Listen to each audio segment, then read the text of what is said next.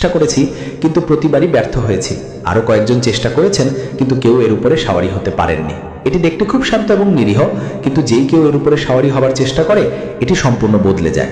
এই কারণে আজ পর্যন্ত কেউ এত সুন্দর জিনিস কেনেনি, কারণ সাওয়ারি ছাড়া ঘোড়ার কি লাভ। রাজা কিছুক্ষণ ভাবলেন এবং বললেন, ঠিক আছে, কোনো ব্যাপার না, আমরা এর সাওয়ারির জন্য আরো শত শত ঘোড়া রয়েছে। এই ঘোড়াটি এত সুন্দর যে কেবল একে দেখেই আনন্দ দেবে। এটি আমাদের আস্তাবলের গৌরব বৃদ্ধি করবে।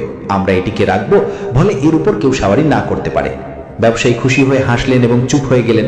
তিনি বিশ্বাস করতে পারছিলেন না যে অবশেষে তিনি এই ঘোড়ার ক্রেতা খুঁজে পেয়েছেন। রাজা মন্ত্রীকে বললেন, খাজনাচিকে ডাকো এবং এই ব্যবসায়ীকে 1,00,000 দিরহাম দাও। এই ঘোড়া এর থেকে অনেক বেশি মূল্যবান, কিন্তু আমরা এই অর্থ তাৎক্ষণিকভাবে দিতে পারি। এছাড়াও আমাদের মহলের সবচেয়ে কাছে যে খালি জায়গা আছে সেখানে সন্ধ্যার মধ্যে একটা পরিষ্কার সুন্দর আস্তাবল তৈরি হয়ে যাক। সোনার সুরভির বালতি তৈরি করো যাতে এই ঘোড়াকে খাবার এবং দুধ দেওয়া যায়। আর হ্যাঁ, এখনই বাজার থেকে সেরা শুকনো ফল এবং শুদ্ধ জাফরান আনা হোক। আদেশ পাওয়া মাত্র পুরো রাজমহলে হইচই শুরু হয়ে গেল। খাজাঞ্চি দৌড়ে এলেন এবং 1,00,000 দিরহামের থলি ব্যবসায়ীর সামনে রাখলেন। ব্যবসায়ী এত বড় অঙ্কের টাকা দেখে অভিভূত হলেন এবং বারবার রাজাকে ধন্যবাদ জানালেন। অন্যদিকে রাজকর্মচারীদের আদেশ দেওয়া হলো যে মহলের কাছে একটি বিশেষ আস্তাবল তৈরি করা হোক। মিস্ত্রি ও কারিগররা সঙ্গে সঙ্গে কাজে লেগে গেলেন। বড় সুন্দর কাঠের খুঁটি ও দরজা তৈরি হতে লাগলো। রাজমিস্ত্রিরা পরিষ্কার পরিচ্ছন্ন দেয়াল তৈরি করতে লাগলেন। স্বর্ণকাররা সোনা রূপার বালতি এবং খুঁটো বানাতে ব্যস্ত হয়ে পড়লেন। বাজার থেকে তাজা বাদাম, আখরোট, কিশমিশ, পেস্তা এবং জাফরান আনানো হলো। গোয়ালাদের আদেশ দেওয়া হলো যে তারা 2 বেলা সকাল এবং সন্ধ্যায় সেরা গরুর তাজা দুধ যেন এনে দেয়। সন্ধ্যা হতে হতে সব কিছু প্রস্তুত হয়ে গেল।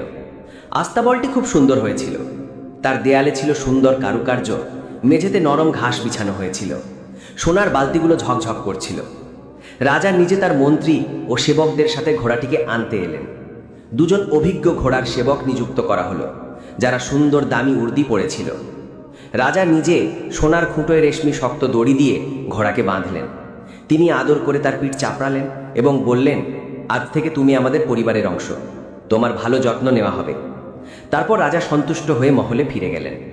পরের দিন সকালে পুরো শহরে খবর ছড়িয়ে পড়ল যে রাজা এমন এক অদ্ভুত ঘোড়া কিনেছেন যে শুকনো ফল খায়, জাফরান চড়ে আর দুধ পান করে।